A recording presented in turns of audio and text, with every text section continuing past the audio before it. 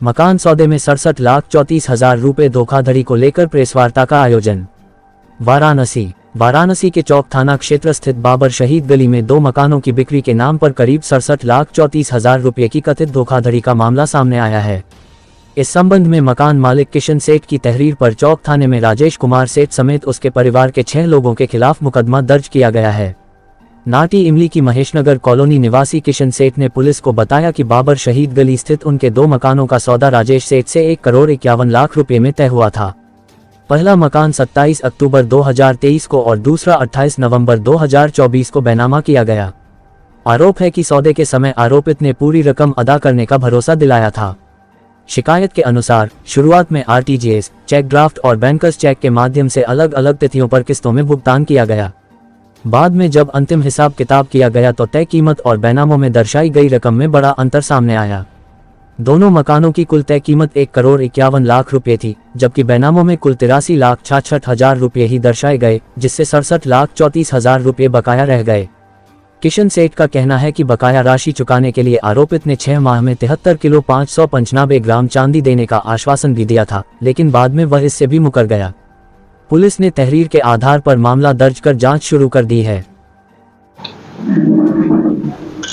जी, हमारा नाम किशन सेठ है और मैं मोती कटरा ठठेरी बाजार का निवासी रहा हूँ। फिलहाल मैं यहाँ पे किराए पे रहता हूँ। मामला क्या है? मामला हमारा राजेश सेठ से है। उन्होंने हमारा मकान खरीदा था और उसका पूरा भुगतान उन्होंने नहीं किया।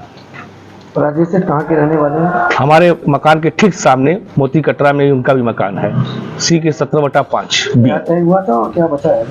हमारा 67,34,91,500 की भाव से 73 किलो 595 ग्राम चांदी हमारा बकाया है। आपने बताया कि आपके रिलेटिव रहे हैं और कैसे किस तरह धोखा आपके साथ हुआ वो बताइए। वो हमारे रिलेटिव नहीं है, वो हमारे घर के सामने रहते थे। क्या बातें हुई थी, कैसे आपका उनका बातचीत हुआ और क्या लेन देन कैसे हुआ, कब किया, कैसे कैसे पैसा पाया आपने?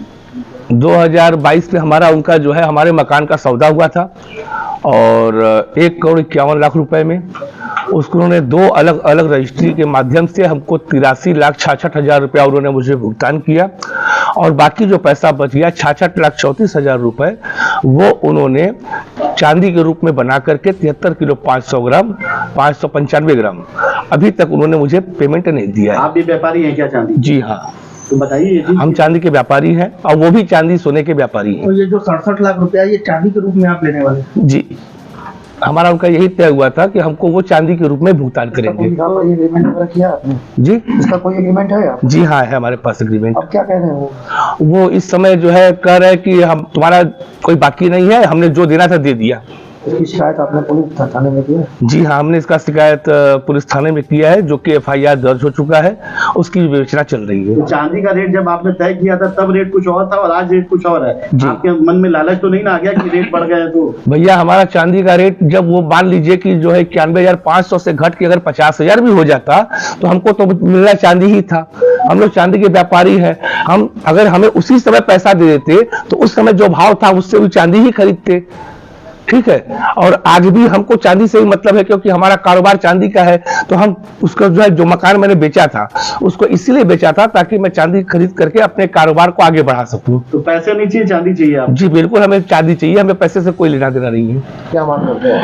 जी, हमारा 73 किलो 595 ग्राम का भुगतान हमें चाहिए।